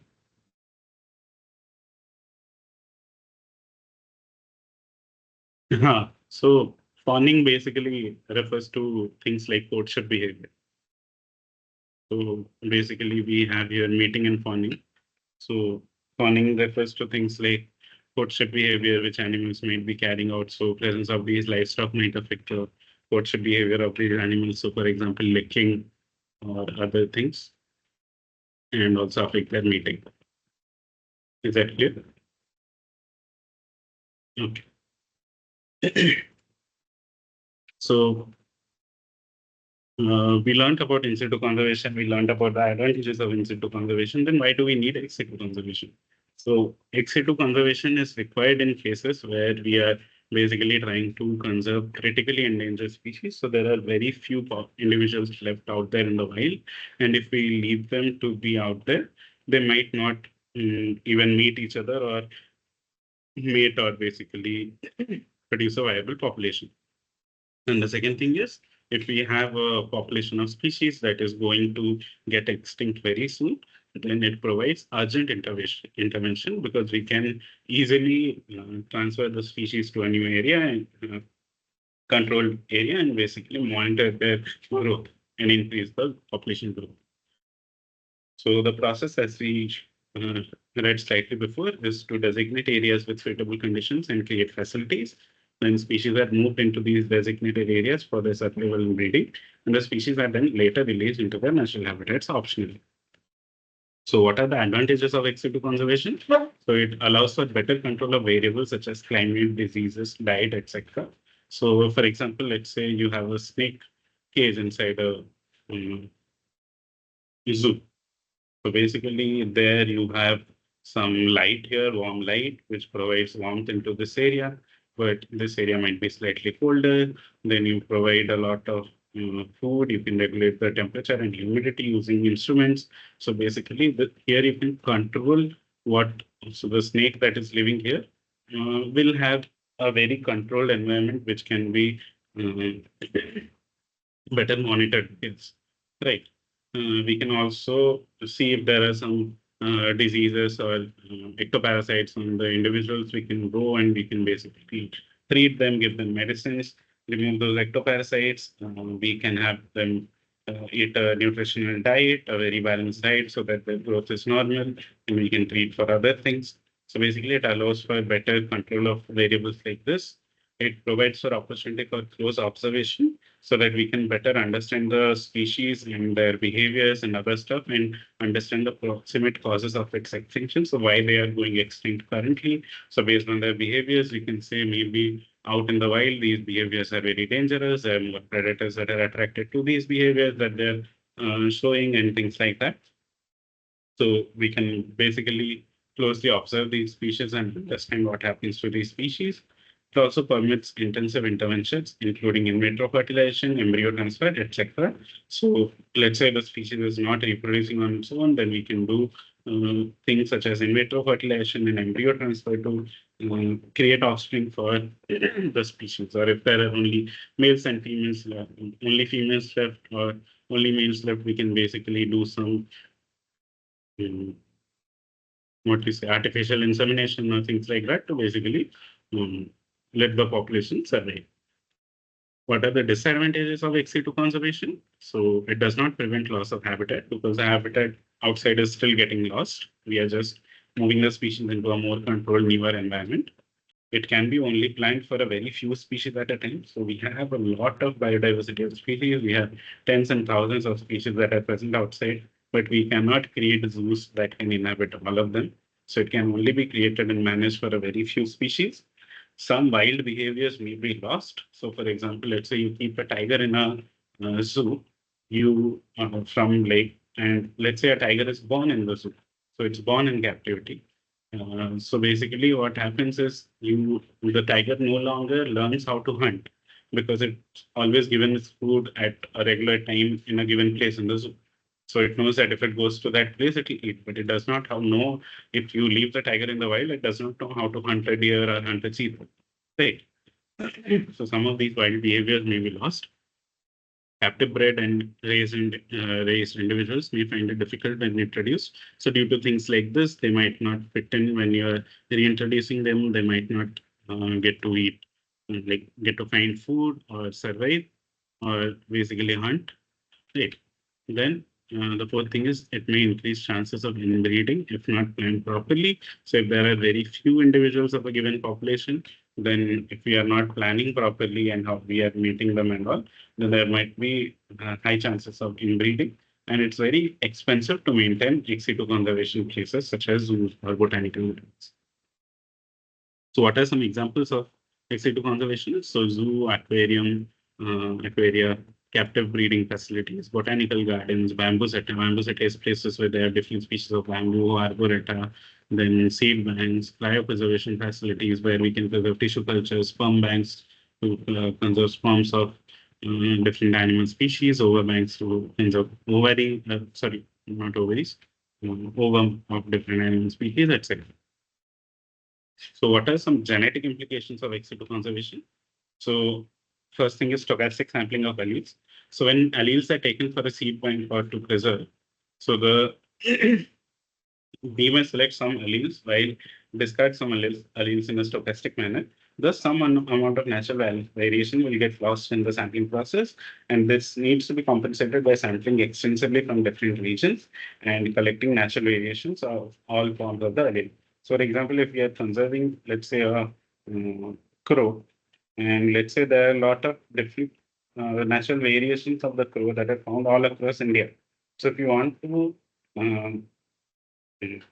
basically keep crows in the zoo and basically manage their population, we need this variation. So we need to sample from a lot of different geographical areas. If we sample from only one or a few area, which might lose out on a lot of different alleles that might be present in all the different geographical areas where the species is present. The second thing is erosion of genetic variation in absence of natural selection. So basically, what this means is since in the zoo environment they are provided for, they are given a lot of food and basically taken care of. There's not a lot of natural selection that is going on in these species, and this might lead to a decrease in the genetic variation that is found in the species. The third point is genetic correlations or pleiotropy. Same gene may increase cryopreservation stability but decrease number of seeds produced. And selection of plants producing seeds with better cryopreservation stability will also result in selection of plants with less number of seeds. This would be antagonistic to the objectives of reintroduction. So basically, what happens is sometimes due to chance, there may be some genetic correlations with the genes that you are trying to preserve and other genes that you don't want to change. So, for example, let's say there's one gene in a plant which leads to better cryopreservation stability. So we can freeze the plant or freeze the seeds of the plant for longer. But that same gene also leads to a decrease in the number of seeds produced. So since we are selecting for cryopreservation, we are indirectly also selecting for decreasing number of seeds. Whereas when we are saving seeds for a seed bank, we do not want exactly less number of individuals that produce less number of seeds. But this is a bias that is introduced because we are sampling for cryopreservation stability. So these genetic correlations or pleiotropy are introduced in ex situ conservation. The other thing is genotype environment interactions. So those genotypes showing favorable phenotypes in the ex situ conservation environment may not show favorable phenotype when put back for reintroduction. So since we are growing growing or taking managing these species in a certain favorable climate, when we reintroduce them back into the natural environment, they might not find it very suitable or favorable because the phenotypes or the traits that they have are generally not very adapted to the environment in which they initially used to live. So we'll now look at some ex situ conservation facilities in detail, such as zoos, botanical gardens, seed banks, and cryopreservation facilities. So a zoo is basically an establishment whether stationary or mobile, where captive animals are kept for exhibition to the public and includes a circus and rescue centers, but does not include an establishment of a licensed dealer in captive animals. So basically what this means is that a zoo is a stationary or a mobile area where captive animals are kept for exhibition to the public, but they are not dealing with captive animals. Right. So zoos generally have a master plan where basically they have a set of objectives that they want to achieve using the zoo. For example, a zoo might be set up to preserve some species, let's say some tiger species, which is captive bred there, or maybe a zoo is present to basically increase the biodiversity or provide for education to nearby areas. So basically, a zoo has a master plan of the objectives and how they are going to be carried out by the people managing the zoo. They also have conservation breeding program where basically for species that we want to conserve, they are selectively chosen and bred in the zoos. Then there's something called the stud book, which basically maintains for each species that are present in the zoo, what is basically the lineage of each individual that is present in the zoo. So basically, who is the parent of which individual, who is the child of which individual, and so on. These are maintained in the stud book. Uh, So zoos generally provide a cozy environment for the resident animals. They make sure that they ensure that the feeding quality is very high and they're getting good food at the proper time. And precautions that are carried out while giving food to animals. So, for example, lions or tigers, you cannot just directly go to them and give food. You have to give it in another chamber and open it for the lion to come and eat it there, so that there's no interaction between the person giving the food to the lion and the lion itself. Then there needs to be proper documentation for each species and each individual that is present in a given zoo. Then there should be capacity and infrastructure built for veterinary care. What if animals fall sick? What if they develop diseases or there's some issue? Then there needs to be doctors who can take care of the animals and prescribe medicines and change their diet and everything so that they get better. Then there should be research and in-reach activities. Research is basically you are monitoring the individuals, you are seeing their behavior and what they do and how they survive and things like that. In these activities are basically you are calling experts from different fields to come to the zoo and basically see how the animals are managed and basically provide you with better uh, ways or strategies to manage animals. Then basically zoos generally tend to have eco-friendly alternatives such as plastics are banned in most of zoos in India and things like that. Then basically a lot of these waste that is produced by the animals can be converted into things such as like natural gas can be got from uh, dumpings of these animals and things like that. Then uh, zoos also serve as education centers where people come and visit animals and get to know more and more about them. So there are a lot of amenities for people that are present in a given zoo.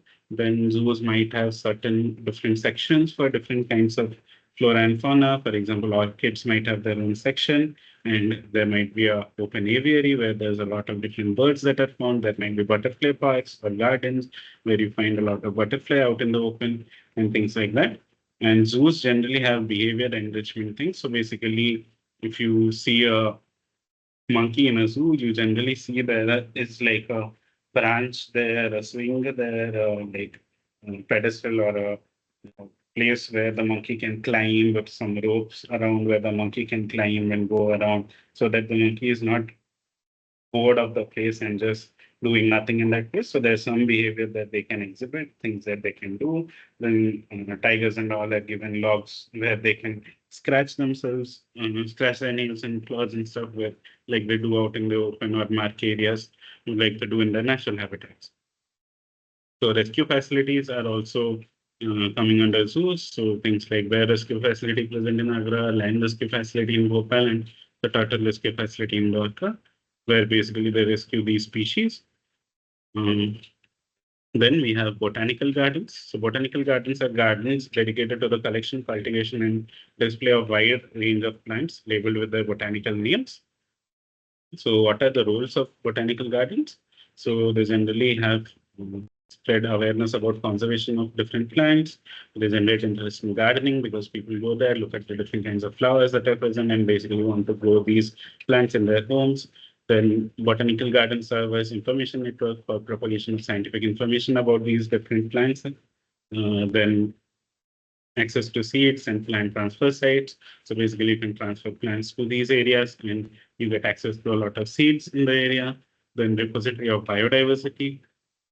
So basically you can have a botanical garden where you have a lot of biodiversity because there are a lot of different and plants present and therefore a lot of different other animals that can come, like butterflies and birds. Then these are educational sites, especially for relation between plant and ecology. So children come here, they get excited and learn about new different things and basically learn about the different plants and their ecology and how they interact with each other. They are sources of great botanochemicals, so we can get some medicinal compounds or chemicals from botanical objects such as different plants.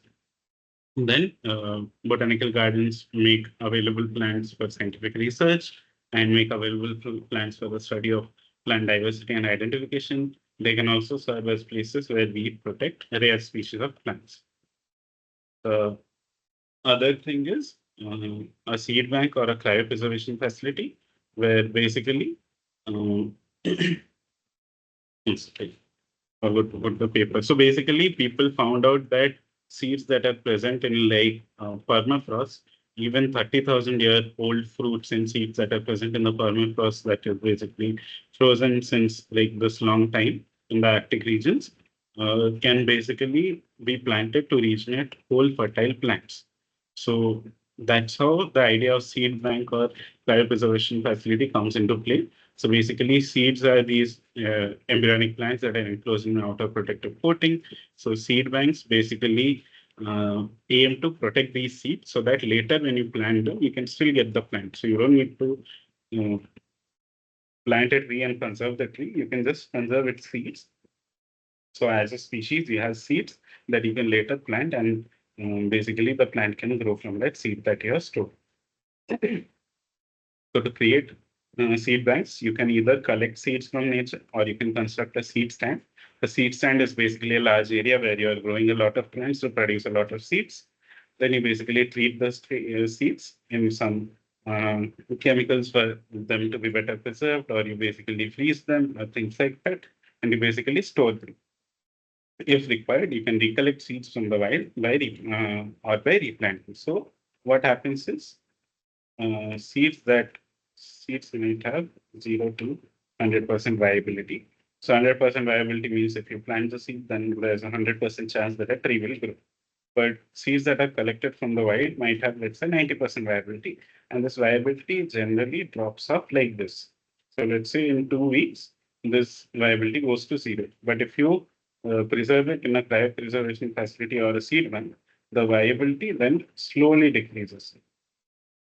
So let's say after this much amount of time, the viability drops to, let's say after 2 years, the viability drops to 80%.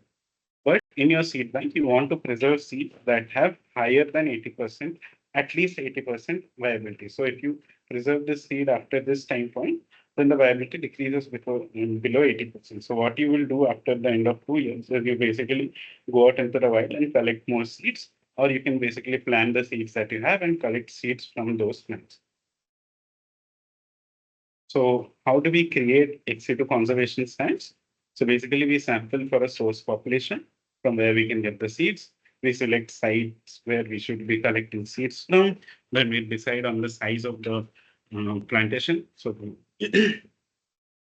basically here we choose the population where we want to sample. So let's say we have a large geographical area and we have a population of trees here. We basically select that geographical area, and say there's another area with small population, we don't select that area. Let's say we select this area, or we select multiple sites in these two different areas. So then you do site selection and source population selection. Then you basically decide on a plantation size. So for your seed stand, you decide on the size of how much plants you want and how much area it should be. Then you basically establish a plantation by getting seeds from these areas and basically planting them. Then you basically do management, you basically irrigate it, but make sure the seeds fertilize, so plants fertilize, you reduce weeds and uproot weeds, then you regenerate and collect. So basically after they create seeds, you basically collect the seeds. So these plants will grow here. And after that they'll produce seeds, and these seeds will collect and store in the seed bank.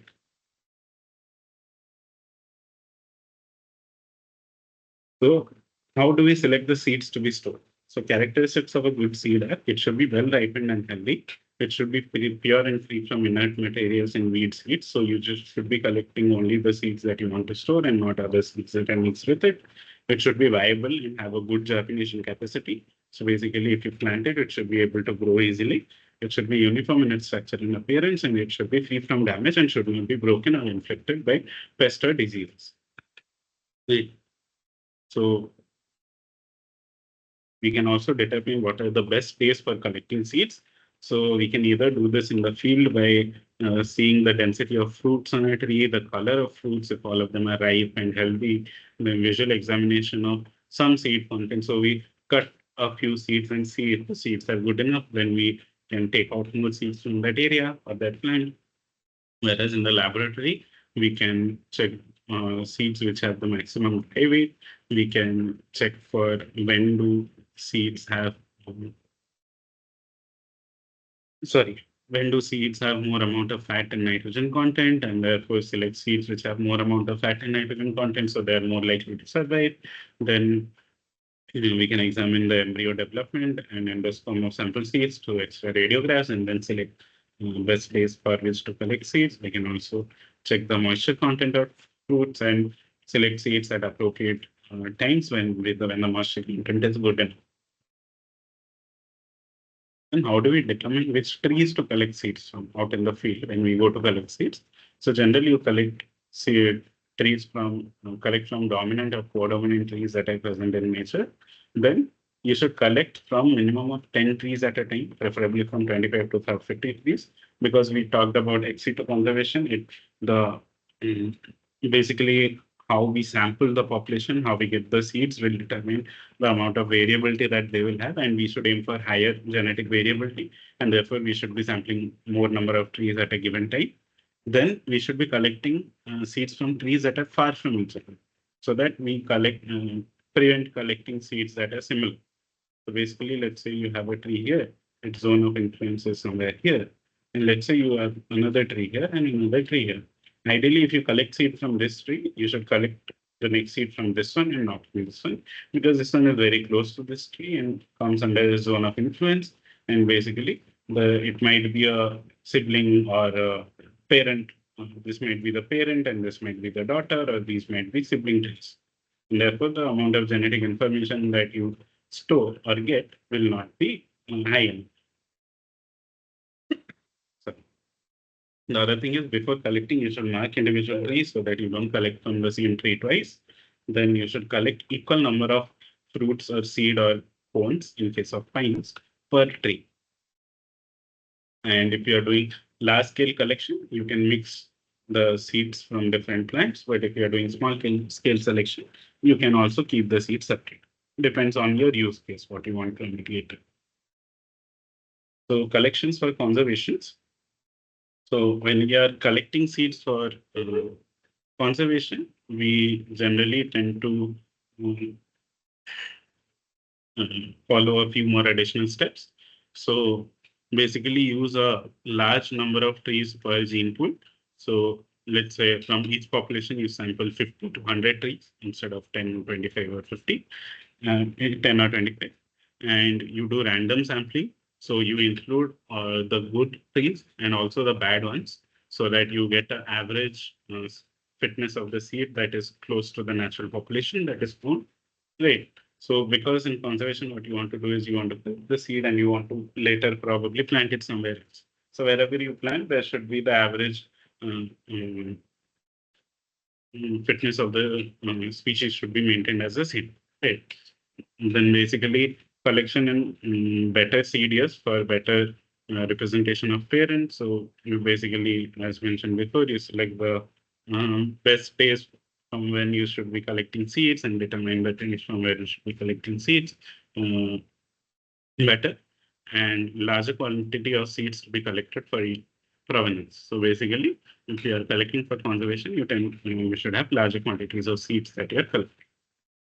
So for proper seed collection, you need a lot of different things, such as organization of collecting teams. So people will be collecting, how it will be transported, the equipment that you need to store, a recording where you got the seed from, what kind of seed it is, what is the condition, things like that, when it was collected, permits to collect the seeds, and organization of seed extraction from fruits. If you are collecting fruits, how do you extract seeds from that uniformly? So these all are needed for proper seed collection. So there are different ways of collecting seeds. So the first is natural seed fall. So what happens is you have a tree and you basically put a cloth here like this, and you basically put a bucket here below the cloth. So whatever seeds fall to the ground from the tree will roll down and basically fall into the bucket. Seeds or fruits, right? The other thing is you can do manual shaking where you go and shake the tree and make the fruits and then seeds fall. Then mechanical shaking using instruments. Then tree funnels are similar to these. Then raiding of animal caches. So basically, if you raid a squirrel's home or an ant nest, you basically find a lot of seeds that they might have collected. And basically, collection by plucking, you pluck different fruits and basically get the seeds. Collection by cutting, breaking, or sawing. So you basically cut down the tree and collect the seeds.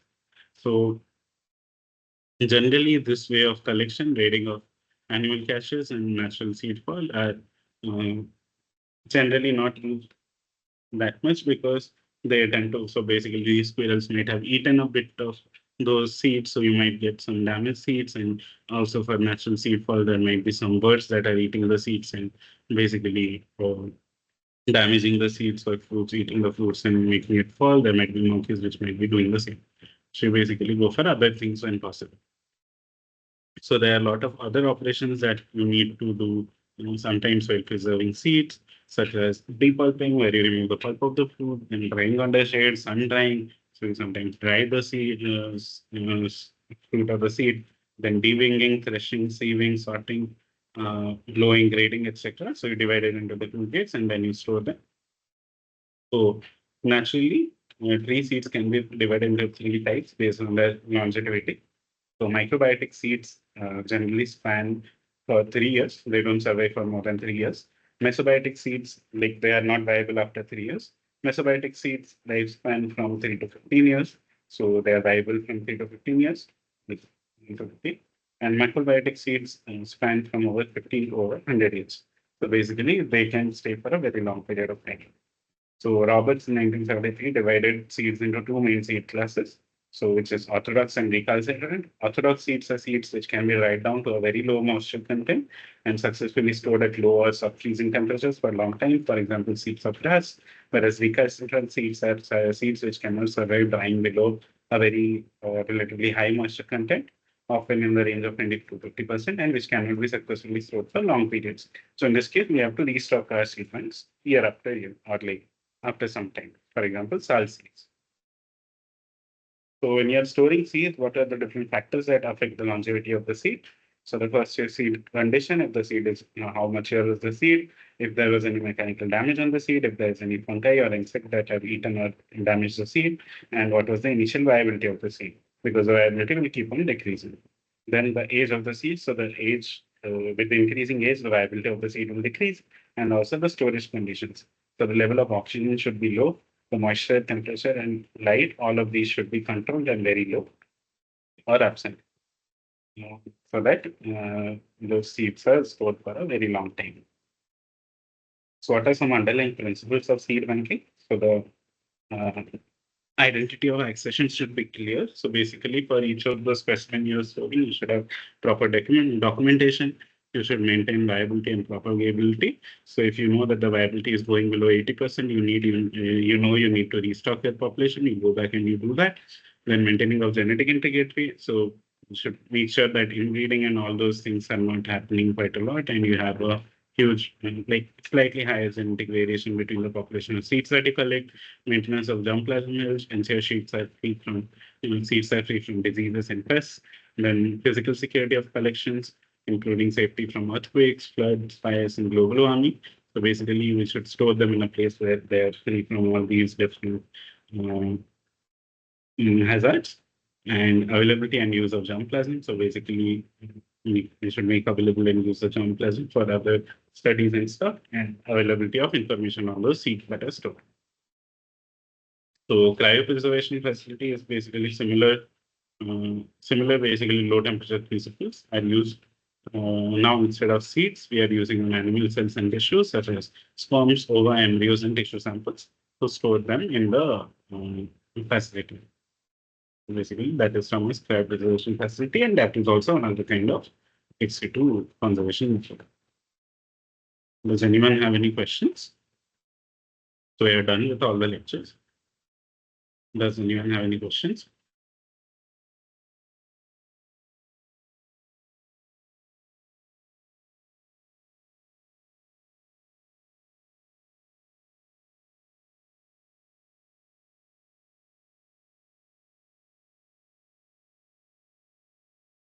Okay. So we'll stop here today. We'll meet next week. And thank you for attending. We'll meet next week where we'll discuss the next module. If you guys have any doubt, please feel free to ask now or feel free to ask in the next class also. Thank you.